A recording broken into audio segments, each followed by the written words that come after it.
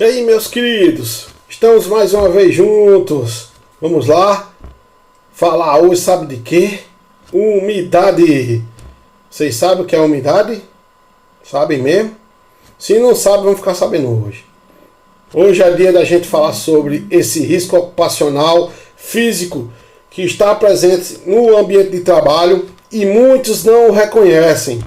Mas o técnico de segurança do trabalho não deixa passá-lo, pois é nossa função observar, reconhecer o risco e aí trabalhar as medidas preventivas dentro da hierarquia de prevenção para tratar esse risco, melhorando assim o ambiente de trabalho para o trabalhador e também para a empresa. Não é verdade, gente? Quando se melhora o ambiente de trabalho, quando se consegue minimizar um risco ocupacional, é certo, isso aí não tem prerrogativa negativa. A gente melhora para os dois. O que infelizmente não acontece é a mentalidade de muitos por aí afora que não aceitam e que querem ainda que o trabalho seja como no passado, arcaico e lucrativo. E isso está mudando. Quem não acompanha aí, quem não vê, vai saber que o trabalho ele está se organizando cada vez mais. E hoje, dentro dessa organização do trabalho, das medidas preventivas, a gente vai falar de umidade. Umidade relativa do ar, 40%. Já dizia o locutor de rádio, quando dava a temperatura, ele falava da umidade do ar. Não é verdade, gente? Isso aí, eu me lembro, meus tempos de garoto, quando eu escutava. E o que é umidade? Vou trazer para vocês a definição, como sempre eu trago, para que depois ninguém fique dizendo que eu ando falando coisa que não existe. Cientificamente falando, a umidade pode ser definida como a quantidade de vapor de água presente na atmosfera. Aí o que eu vou dizer? A umidade ocupacional pode ser definida com a quantidade de água, de vapor de água presente no ambiente de trabalho e que cause risco à saúde e à integridade física do trabalhador, podendo ocorrer doenças ocupacionais e acidentes de trabalho gerados por esses ambientes úmidos, alagados e encharcados, que nem a nossa NR15 fala, que mais na frente eu vou falar para vocês. E que ambientes seriam esses, pessoal? Não sei, professor. Tá bom, se não tivesse professor, né? Vocês já andaram por aí? Nunca observaram isso? Aumenta a percepção. Lembram agora? Ambientes encharcados, alagados. Aqui no meu card tem um ambiente, mas eu quero falar de outros. Esse está bem facinho. Vamos lá. Lava Jato. Quem tem carro aqui, moto, já observou quando deixa no Lava Jato as condições em que aquele trabalhador vai exercer sua função? Bom, eu vejo muita gente de sandália havaiana, bermuda e camiseta. Lava o carro e se lava. Agora você vai, dentro das prioridades técnicas, observar o risco, a umidade, tempo de exposição, frequência. Faz isso 8 horas por dia lavando o carro.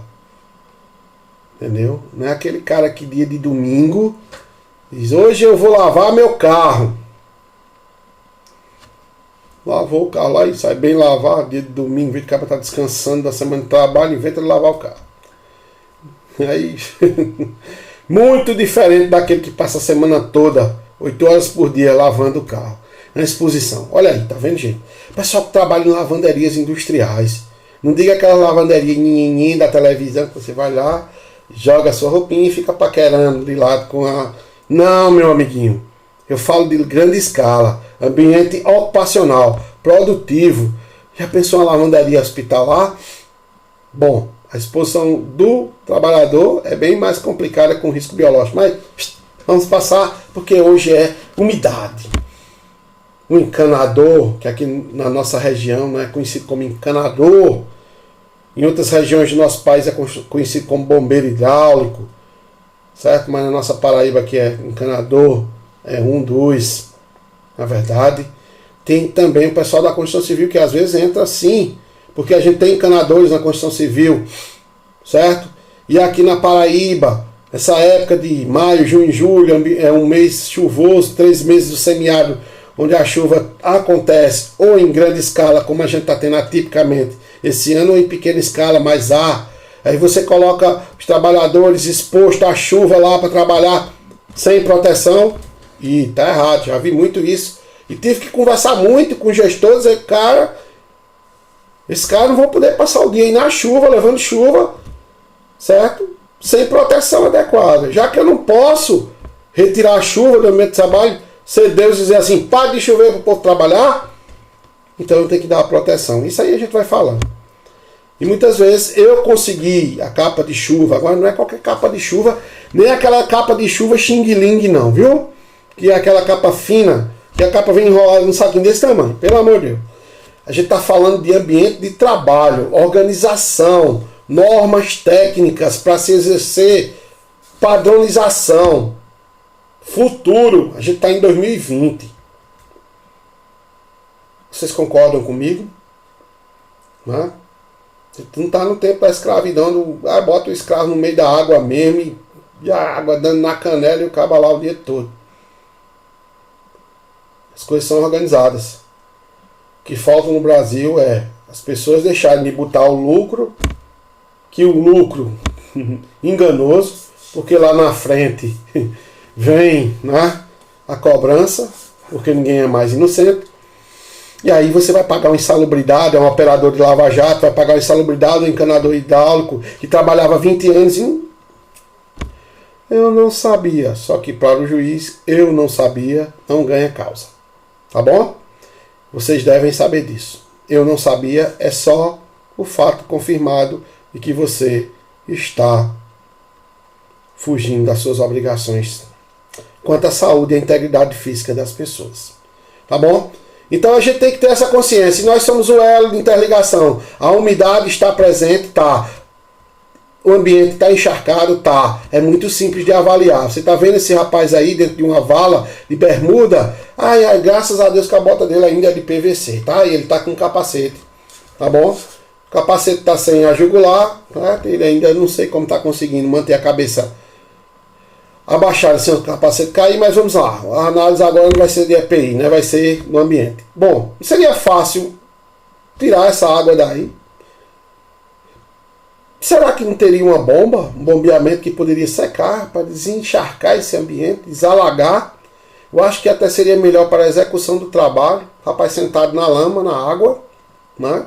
Suas partes íntimas em contato com o ambiente alagado. Chega a ser engraçado. Será que essa água aí não pode estar contaminada? Será que essa água não pode ter, por exemplo, em épocas de Covid-19, onde se anda dizendo que o Covid passeou pelas águas do Brasil até chegar à população? Será? Então, gente, prevenção. Certo? É simples. Não é questão de gosto nem de querer. É questão de obrigação legal. Né? Obrigação e integridade da pessoa humana. Mas abaixo a gente vê dois trabalhadores com galochas altas, né, onde já protegem a parte inferior, dos membros inferiores até o tronco, né? Mas a gente vê que os membros superiores dos braços ainda faltam proteções. Então, proteção incompleta. Isso a nível de individual. Mas a primeira fala que eu falei aí para vocês é uma proteção coletiva. Colocar a bomba, seca a vala. Primeiro procedimento de trabalho. Isso tem que ser feito. Não é? Organização, procedimento, ordem de serviço. Primeira atividade antes de chegar à tubulação. Retirada da água através de bombeamento. Telecomunicações, quando os caras vão descer nos postos de visita no PV, não é? Para verificar o cabeamento, que é acesso a espaço confinado, eles têm que bombear a água. Porque ninguém vai dar uma de mergulhador não, né, cara? Além do que, tem que fazer o serviço, toda aquela parte que a NR33 diz, de teste, né? Com os equipamentos, para ver a atmosfera, se está explosiva, né? Então isso é a organização do trabalho. Reconhecimento do risco, umidade. Canadores, pessoal de lavanderia, pessoal de lava-jato, pessoal da construção civil. Não é verdade? Temos que, porque a umidade ela anda junto com o frio, no frigorífico. Nós temos pior ainda, que é o risco ocupacional frio e o risco ocupacional umidade. Então, o trabalhador tem que estar protegido. Infelizmente, não dá para tirar, neutralizar nem eliminar o frio de dentro daquele processo. Mas aí a proteção final, que é o EPI, tem que ser completa. Para que a barreira que é o EPI, porque ele não vai evitar o acidente, mas sim minimizar suas consequências, seja efetiva. Então, é preciso que a gente conscientize a sociedade brasileira, esses empresários do nosso país, que proteção, além de ser uma obrigação legal, pode sim ser uma melhoria para o ambiente de trabalho. Não é verdade? E trabalhar com umidade é isso. É fazer isso. Né? E aí, já que eu falei dos ambientes, já que eu falei dessa questão do trabalho, né? Das funções que usam, que trabalham em ambientes onde há, né, essa questão da exposição, eu gostaria de falar para vocês sobre a NR15 em seu anexo 10. A NR15 em seu anexo 10, ela só tem um parágrafo. E nesse parágrafo ela diz a seguinte afirmação no que se refere à insalubridade. As atividades ou operações executadas em locais alagados ou encharcados com umidade excessiva, olha só, com umidade excessiva, locais alagados ou encharcados. Vocês estão vendo aqui na minha lateral o quê? Locais o quê? Alagados e encharcados. Entenderam agora? Capazes de produzir danos à saúde dos trabalhadores serão, através de laudo no local de trabalho, consideradas insalubres. Certo? Esse paradigma das gestões de não fazer o que tem que ser feito, esperar um dia ou não que isso não aconteça, o velho colar colou, mas hoje acontece bastante, a gente sabe disso, e eu já trabalhei com perícia e posso dizer a vocês que a indústria da perícia estava altíssima, porque hoje ninguém é mais inocente, os meios de comunicação mostram em certos fatos, os filhos em casas que estão sendo instruídos, papai, o senhor sabe o que é insalubridade? Não é? O senhor trabalha todo dia dentro daquela valinha, tirando um vazamento. Não lhe dão nada, papai. O senhor chega aqui todo molhado. O homem da internet está dizendo, papai, que o senhor tem que ganhar. Mas a insalubridade, depois de eu ter falado tanto dela dentro da NR15, né, muitos prevencionistas, pessoal da área de SST, consideram o adicional de insalubridade, certo? Não como um ganho. E eu também considero isso. O adicional de insalubridade ele não é um ganho. Pagar o cara para estar todo dia encharcado, não. O que tem que ser feito é a aplicação da hierarquia de prevenção. Se o ambiente está encharcado, tem condições de retirar alagado, vamos retirar a umidade. Vamos fornecer o equipamento adequado, porque aí cessa a insalubridade e o ambiente fica mais salubre e produtivo, sem risco de danos à saúde e à integridade física do trabalhador. Isso é um... Mas não, bota lá dentro de todo jeito e pronto, e vai fazer. E o trabalhador também, não, é mesmo, eu quero trabalhar, e aí vai. Só que depois, quando chega a doença, o cara pega uma pneumonia, não sabe por que foi. Você trabalha com o quê, meu querido? Eu sou encanador. Vivo dentro d'água, vivo. Ah, então você pegou uma pneumonia. Entendeu? Essa equação, meu Deus, em pleno século XX tem que fechar. Então, umidade é isso. Ah, professor, e o senhor vai tratar a umidade como? Acabei de falar para você. Hierarquia de prevenção. Elimina, neutraliza medidas de engenharia, certo? Medidas coletivas de engenharia, medidas administrativas, procedimento de trabalho. Ao realizar o trabalho, ao entrar na câmara frigorífica, tem que estar ordem de serviço, assina aqui. APR. Ao entrar na vala para conserto da tubulação, tem que se obedecer os seguintes pontos: retirada da água, escoramento da vala, e vai fazendo. Isso é medidas administrativas, documentos administrativos que refletem dentro da empresa, dentro da ação do trabalho. Entendeu? Mas as pessoas às vezes misturam uma coisa com a outra. Ah, esse negócio de insalubridade, de fazer, não, deixa isso pra lá. Bota ele lá de todo jeito, para ele fazer o serviço, só no posto, levar um choque a besteira. Não é homem não, é? Meu Deus do céu. Um cara que pensa assim, corra, meu filho. Corra, porque isso aí não é inadmissível. No tempo que a gente vive hoje. Então, trabalhar com a mitigação desse risco, simples. Ele é fácil de reconhecer. Eu tenho que segurança, você que não reconhece um ambiente alagado, um ambiente encharcado, um ambiente úmido, rasga a carteira, tá? Agora, já coloquei e vou falar de novo na cabecinha de vocês. Cada um no seu quadrado. Reconhecer o risco é nossa função. As medidas de proteção têm que seguir a hierarquia, eu falei para vocês. Se necessitar de engenharia, tem que ser engenharia. Não vai fazer gambiarra não, tá? Reconhecer o risco e orientar a empresa é a sua principal atividade diante do fator. Orientar os trabalhadores também, certo? Não vai inventar, não. Faz o que tem que ser feito dentro da tua prospecção, da tua profissão, certo?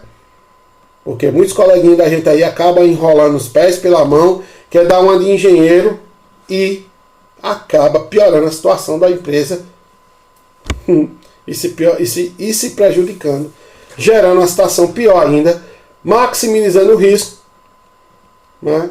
E trazendo um problema maior até para ele. Então, vamos pensar assim, certo? Todo e qualquer risco que eu falei para vocês tem que seguir a hierarquia de prevenção, tá bom? Aí eu fico dizendo, eu já falei aqui para vocês de ambientes alagados, encharcados, falei de NR15, mas eu queria falar sobre escritórios. Me respondam, escritório tem frio? Teleatendimento, telemarketing, tem frio? Tem sim, senhor. Tem umidade? Tem sim, senhor. Já falei isso antes, vou falar de novo. Mas nossos amigos de UTI têm um costume. Qual é o costume? Abaixa a temperatura, porque os computadores trabalham demais, vai tudo esquentar e vai queimar. Pelo amor de Deus. Eu não acredito nisso, não. Meu computador está aqui na frente de vocês funcionando e o ar está desligado. O ar-condicionado lá atrás ligado. Eu nunca trabalhei nessa minha sala aqui com o ar-condicionado ligado. Certo? E meu computador funciona. Aí o cara vai. Tem um anexo da NR17 que fala que a temperatura efetiva do ambiente tem que ser de 20 a 23 graus centígrados. E ele vai lá e diminui para 16 e 17. Onde a umidade relativa do ar tem que estar 40% no anexo para teleatendimento, lá da 17. E os caras mexem tudo. E aí tá o trabalhador que dessas áreas todo empacotado, em pleno verão, parecendo o que, meu Deus, que eu nem sei. Aí todo mundo olha, diz, lá vai o rapaz do escritório, lá a menina do escritório, mas é porque ela anda com esse casaco do mês de junho. A gente está em fevereiro. É porque lá dentro, meu filho, parece o frigorífico. Aí você tem que chegar efetivamente, conversar com essas pessoas. Meu amigo, existem parâmetros. E aí a NR17 fala. Temperatura efetiva entre 20 e 23. Umidade relativa do ar, 40. Porque aí eu pego o meu equipamento, vou medir, né, a temperatura, o meu termômetro. Vou medir com medidor de umidade e vou saber se não. Numa períciazinha também. O perito vai lá com o equipamento e mede. Temperatura aqui totalmente. Por isso que dona Silvana ali estava desenvolvendo uma pneumonia. Coisa simples, né, gente? Dentro do ambiente ocupacional. Olha aí a umidade e o frio. Não é verdade? Então, gente, tem que ter organização. Não se pode fazer as coisas de uma forma leiga. Isso, no mundo do trabalho, tudo repercute em problemas. Entendeu? O índice de atestado por doença respiratória, pô. E em épocas de Covid, né, que eu já falei para vocês, onde o pessoal fala da ventilação, agora a cobrança vai ser grande em cima dos sistemas de ar-condicionado e locais fechados.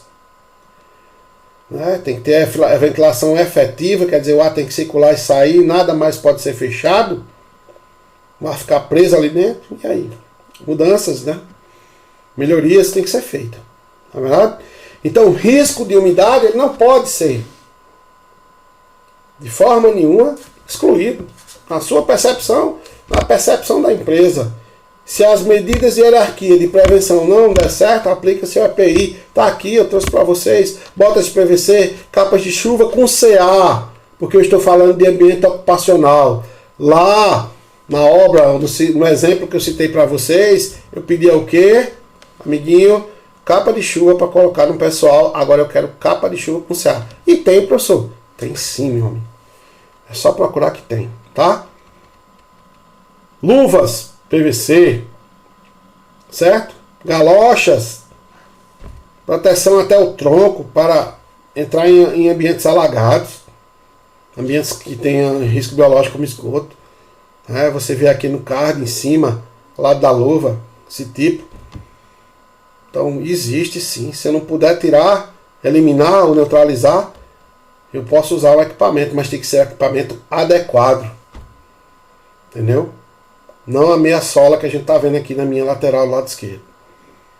Proteção tem que ser efetiva. Então, reconheça o risco, umidade. Trate com as medidas da hierarquia de prevenção.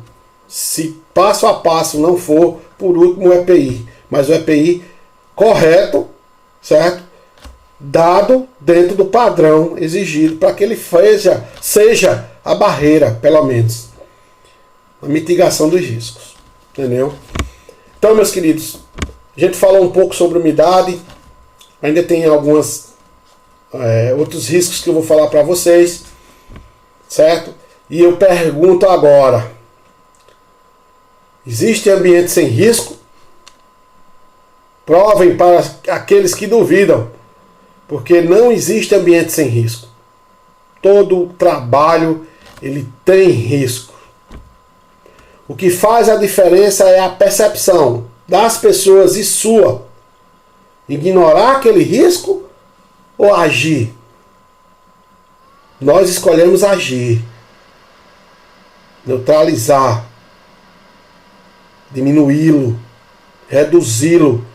Para trazer um ambiente de trabalho produtivo, salubre. Certo? Essa é a nossa missão. Grande abraço a todos e uma ótima semana. Vem mais aula por aí, porque a missão continua. Grande abraço. Até mais.